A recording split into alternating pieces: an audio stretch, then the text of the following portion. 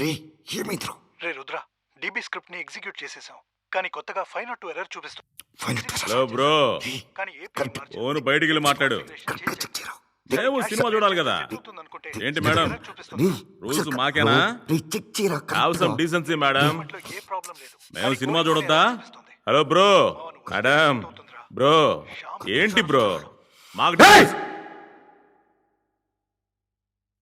రుద్ర వద్దు, ప్లీజ్ కూర్చో రుద్ర.